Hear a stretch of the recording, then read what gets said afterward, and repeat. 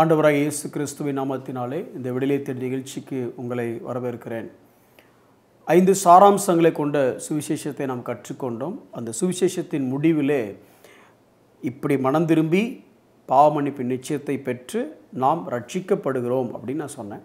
அந்த ரட்சிப்பு என்பது ஒரு சாதாரண ஒரு காரியம் இல்லை. அந்த ரட்சிப்பின் உள்ளாக அடங்கி இருக்கக்கூடிய அநேக காரியங்களை குறித்து நாம் தியானித்து கொண்டு வருகிறோம். குறிப்பாக எல்லார்ட்டையும் கேட்ட ஒரு கேள்வி, பார்ன் அகெயின் அல்லது நீங்கள் பார்ன் அகெயின் ஆகிட்டீங்களா, மறுபடியும் பிறந்துட்டீங்களா அப்படின்னு சொல்லி நம்ம கேட்குறோம். இந்த மறுபடியும் பிறந்த அந்த காரியத்தின் உள்ள இருக்கக்கூடிய வேத ரகசியங்களை குறித்து நம்ம கற்றுக்கொண்டிருக்கிறோம். என்னோடய நோக்கம் என்ன, எதுக்கு இதெல்லாம் நம்ம கற்றுக்கொள்ளணும்? ஒரு டாக்டரினலாக அறிவாளிகளாக ஆகிறதுக்கா? இல்லை இல்லை இல்லை. பல காரியங்கள் நமக்கு என்ன நடந்ததுன்னு தெரியாததுனால இந்த வேதத்தை நாம் கொஞ்சம் இந்த பெர்ஸ்பெக்டிவில் பார்க்காததுனால நாம் ரொம்ப சாதாரணமாக இந்த ரட்சிப்பை எடுத்துக்கொள்கிறோம். அதனுடைய விளைவு அலட்சியமாக சில நேரத்தில் அதை ட்ரீட் பண்ணுறோம். இதனுடைய வேல்யூ நமக்கு புரியணும் அப்படிங்கிறதுக்காகத்தான் இதை குறித்து நாம் கற்றுக்கொண்டிருக்கிறோம்.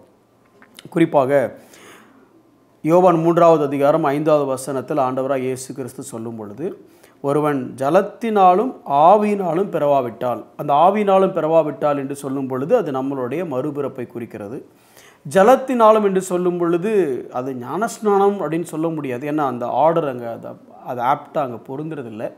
அப்போ இங்கே ஜலத்தினாலும் சொல்லும் பொழுது ஒருவேளை ஒரு மனிதன் முதல் பிறப்பு ஜலம் உடைந்து நீர்க்குடம் உடைந்து ஒரு கர்ப்பிணி பெண்ணின் வயிற்றிலிருந்து ஒரு மனிதன் பிறக்கிறான். அப்போ அது ஜலத்தினாலும் பிறக்கிற பிறப்பு. இரண்டாவது அவன் ஆவியினாலும் வசனத்தினாலும் மறுபடியும் ஜெனிப்பிக்கப்படுகிறான். அது ஆவியினால் உண்டாகிற பிறப்பு அப்படின்னு நம்ம அந்த அடிப்படையில் தியானிச்சுட்டு இருக்கிறோம். சரி, முதல்ல ஒரு குழந்தை பிறக்கிறதுக்கு முன்னே அதனுடைய பிறப்புக்காக அது ஒன்றுமே செய்ய முடியாது. உருவாவதற்காகவும் அந்த குழந்தை ஒன்றும் செய்யலை, அந்த குழந்தை பிறக்கிறதுக்காகவும் ஒன்றும் செய்யலை. அப்படி ஒன்றுமே செய்யாமல் எல்லாத்தையுமே தாய் தகப்பன் இன்னும் சொல்லப்போனால் மருத்துவர் அப்படி பல காரியங்களும் சொல்லலாம். அதே மாதிரி இந்த நாமளும் மீண்டும் பிறப்பதற்கு அல்லது மறுபடியும் பிறப்பதற்கு நாம் ஒன்றுமே செய்யலை, முழுக்க முழுக்க எல்லாவற்றையுமே தேவனே செய்தார். இந்த ரட்சிப்பு தேவன் நமக்கு கொடுத்த ஈவு அப்படின்னு சொல்லி பார்த்தோம். ரெண்டாவது, இப்படி யோசிச்சு பாருங்கள், ஒரு குழந்தை கர்ப்பத்தில் இருக்கும் பொழுது எதை பார்த்துருக்குன்னு நினைக்கிறீங்க? கர்ப்பத்துக்குள்ளே இருக்கும் பொழுது அதுக்கு வெளிச்சம் இருந்திருக்குமா? முதல்ல இல்லை, வெளிச்சமே இருந்திருக்காதுல்ல.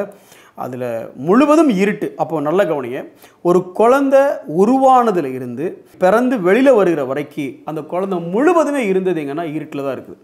அதுக்கு கண் உருவானதுக்கு அப்புறமும் அது இருட்டில் தான் இருக்குது.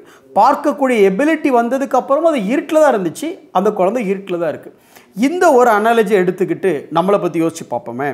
இப்போது நாமளும் மறுபடியும் பிறக்கிறதுக்கு முன்னால் முற்காலத்தை பற்றி பேசுகிறேன். எப்படி இருந்தோன்னா, முற்காலத்தில் நீங்கள் அந்தகாரமாக இருந்தீர்கள். இருளுக்குள்ளே இருந்தேன்னு சொல்லலை, இருளாகவே இருந்தேன்னு வேதம் சொல்லுது. எபேசியர் 5வது அதிகாரம் 8வது வசனத்தில் சொல்லும் பொழுது, முற்காலத்தில் நீங்கள் அந்தகாரமாக இருந்தீர்கள். இருளாத்தான், நீயே ஒரு இருளுப்பா. இது எப்படி உங்களுக்கு புரிய வைக்கிறது அப்படின்னா, ஒரு கிராமத்துக்கு நாங்கள் ஊழியத்துக்கு போனோம். ஊழியத்துக்கு போகும்பொழுது அந்த கிராமத்தில் ஒரு 100 பிள்ளைங்க கிட்ட அந்த கிளாஸுக்கு வருவாங்க. விபிஎஸ் மாதிரி கண்டக்ட் பண்ண போனோம். அப்போது நாங்கள் செருப்பை கலட்டி போட்டு உள்ளே போன உடனே அந்த இடத்துல ஊழியம் செய்து கொண்டிருந்த அந்த அருமையான சகோதரர் என்ன பண்ணார் அப்படின்னா, எங்கள் செருப்பெல்லாம் எடுத்து ஒழிச்சு வச்சுட்டார். நாங்கள் முடிச்சுட்டு பார்க்க செருப்பை காணோம். அப்போது, இல்லை பிரதர், செருப்பெல்லாம் ஒழிச்சு வச்சுருக்கிறேன். ஏன் அப்படின்னா, இல்லை இந்த வந்த பசங்க போகும்போது உங்கள் செருப்பெல்லாம் எடுத்துகிட்டு போயிடுவாங்க அப்படின்னா. என்ன சர்ச்சுக்கு வராங்க, இல்லை மற்ற மதத்தை சேர்ந்தவங்க வராங்க, ஆனால் அவங்க வேணுக்குண்டே இதை செய்கிறதில்ல, அவங்களுக்கு தப்புண்டே தெரியாதுன்றாங்க. எனக்கு புரியலை, கொஞ்சம் விளக்கமாக சொல்லுங்கள் அப்படின்ன உடனே அவர் விளக்கமாக ஒரு உதாரணத்தை சொன்னார்.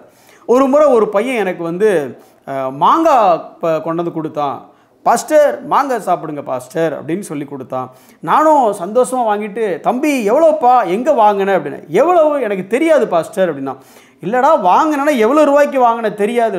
இது வாங்கினது இல்லை பாஸ்டர், இது தோப்புலேருந்து கொண்டு வந்தது. சரிடா, யார் தோப்பு அப்படி? அதுவும் எனக்கு தெரியாது பாஸ்டர் அப்படின்னா. உங்களுக்கு புரியும்னு நினைக்கிறேன். தோப்பில் இருந்து பறிச்சுட்டு வந்து அப்படி சொன்ன தப்பு. தோப்பிலிருந்து திருடிட்டு வந்து அதை போதகருக்கே பரிசு பொருளாக கொடுக்கக்கூடிய அளவுக்கு அந்த ஊர் மக்கள் இருந்தாங்க. இன்ஃபேக்ட் அவன் திருடுறாங்கிறத அவனுக்கே தெரியல, அவனுக்கு அது தப்பாகவே தெரியல. அதுதான் அந்தகாரமாக இருக்கிறது. நீங்களும் நானும் அப்படித்தான் அந்தகாரத்தில் இருந்தோம். கொலேசியர் 1வது அதிகாரம் 13வது வசனம் சொல்லுது, இருளின் அதிகாரத்தினின்று நம்மை விடுதலை ஆக்கி அன்பின் குமாரனுடைய ராஜ்யத்துக்கு உட்படுத்தினார். இருளின் ராஜ்யத்தில் மட்டும் இல்லை, இருளின் அதிகாரத்தில் இருந்தோம் அப்படின்னா என்னை இருள் தான் ஆட்டி படைச்சிட்டு இருந்துச்சு. வெளிச்சங்கிறது என் வாழ்க்கையில் இல்லவே இல்லை. நான் இருளுக்கு கீழே தான் இருந்தேன். அப்படிப்பட்ட எப்படி அந்த குழந்தை கர்ப்பத்துக்குள்ளே இருக்கும் பொழுது வெளிச்சத்தை பார்த்ததில்லை. கர்ப்பத்தொட்டு வெளியில் வந்ததுக்கு அப்புறம் தான் குழந்தை முதலாக கண்ணுக்கான பலனையை அனுபவிக்கிறது. வெளிச்சத்தை அது அப்போ தான் பார்க்குது. மேபி அதுக்கு காது கேட்டிருக்கலாம், ஆனால் அது இருந்த இடம் இருளான இடம். அதே மாதிரி தான் நீங்களும் நான் ரட்சிக்கப்படுவதற்கு முன்பதாக எல்லோரும் சொல்லுவாங்க எங்களுக்கு தெரியும் அப்படிம்பாங்க. இல்லை பிரதர், உங்களுக்கு ஒன்றுமே தெரியாது. வயிற்றில் இருக்க குழந்தை எனக்கு எல்லாம் தெரியுது, எல்லாத்தையும் பார்த்துட்டு தான் இருக்கேன், கர்ப்பப்பைக்குள்ளே தான் இருக்கிறேன், தண்ணிக்குள்ளே தான் இருக்கிறேன், எனக்கு நல்லா தெரியுது, பக்கத்தில் சிவப்பு கலரில் ரத்தம் ஓடுது, இப்படி ஒரு குழந்தையில சொல்லியிருக்க முடியுமா? சொல்லவே முடியாது. ஏன்னா அங்கே முழுக்க முழுக்க உள்ளுக்குள்ளே இருந்தது இருள். அதே மாதிரி தான் நீங்கள் இந்த இயேசு கிறிஸ்துக்குள்ளே வருவதற்கு முன்னால் ஒருவேளை நீங்கள் சொல்லிக்கலாம் எனக்கு எல்லாம் தெரியும் பிரதர். இல்லை, ஒருவேளை அந்த இயேசு ஏற்றுக்கொள்ளாமல் இருக்கிற நீங்கள் நினைக்கலாம் எனக்கு எல்லாம் தெரியுங்க, எனக்கு தெரியாதெல்லாம். இல்லை பிரதர், உங்களுக்கு ஒன்று தெரியணும். என்ன தெரியணும்னா உங்களுக்கு ஒன்றுமே தெரியாதுங்கிறது முதல்ல உங்களுக்கு தெரியணும். அதனால தான் வசனம் சொல்லுது, 1 பேதுரு 2வது அதிகாரம் 9வது வசனம் அப்படி சொல்லுது, நீங்களோ உங்களை அந்தகாரத்தினின்று எங்கேருந்து உங்களை கூட்டு வந்தார் அப்படின்னா அந்தகாரத்தில் தான் கூட்டு வந்தார். வேர் ஐ வேர் அப்படின்னா யூ வேர் இன் டார்க்னஸ். அந்தகாரத்திலேருந்து வெளியே கூட்டு வந்தார். சூப்பர் ஆண்டவரே. ஒரு குழந்தை உள்ள வயிற்றுக்குள்ளே இருளில் இருக்குது, இருளிலிருந்து வெளிச்சத்துக்கு வந்துடுச்சு. வந்த உடனே இந்த குழந்தை என்ன பண்ணணும் அப்படிங்கிறத பார்த்தா வெளியில் இருக்க காரியங்களை அனுபவிக்கணும். இப்போது கர்ப்பப்பைகள் இருந்த மாதிரி அந்த குழந்தை இருக்க முடியாது. அதே தான் நமக்கும் பேதுரு எழுதுகிறார். அந்தகாரத்தில் என்று தம்முடைய ஆச்சரியமான ஒளியினிடத்திற்கு வரவழைத்தார். எப்படி அந்த குழந்தை உள்ளிருந்து வெளியே வெளிச்சத்துக்கு வந்து கண்ணு கூசி அப்படி இந்த வெளிச்சத்தில் முதல்ல பார்த்து ரசிக்க ஆரம்பிக்குது. அதே மாதிரி தான் உங்களை என்னையும் அந்தகார இருள் இருந்த நம்மளை வெளிச்சத்துக்கு வெளியே கொண்டு வந்து, சரி எது கொண்டு வந்தீங்க? இப்போ குழந்தை வெளியில் பிறந்த உடனே உள்ளே இருந்த மாதிரியே அப்படியே இருப்பேன் அப்படின்னு சொல்ல முடியுமா? முடியாது. வெளியில் வந்த குழந்தை அடுத்து உணவு உட்கொள்ள ஆரம்பிக்கிறது, வளர ஆரம்பிக்கிறது, பேச ஆரம்பிக்கிறது, இந்த மாதிரி காரியங்கள் நடக்குது. அதே மாதிரி அந்தகாரத்தினின்று தம்முடைய ஆச்சரியமான ஒளிக்கு வரவழைத்தவருடைய புண்ணியங்களை அறிவிக்கும்படியாகவும் தெரிந்து கொள்ளப்பட்ட சந்ததியாகும். ரொம்ப சிம்பிள். நீங்கள் மறுபடியும் பிறந்தீங்க ஏன் அப்படின்னு ஒரு கேள்வி உங்களை பார்த்து கேட்டால் நீங்கள் என்ன பதில் சொல்லுவீங்க? இந்த வசனம் சொல்லுது, அந்த காலத்திலிருந்து உன்னை ஒளிக்கு கொண்டு வந்துட்டேன். ஏன் கொண்டு வந்தேன் அப்படின்னா உன்னை ஒளிக்கு கொண்டு வந்தவருடைய புண்ணியங்களை அறிவிக்கும்படியாக. கடைசியாக உங்களை ஒளிக்கு கொண்டு வந்த இந்த தேவனுடைய புண்ணியத்தை நீங்கள் யாருக்கு அறிவிச்சிங்க?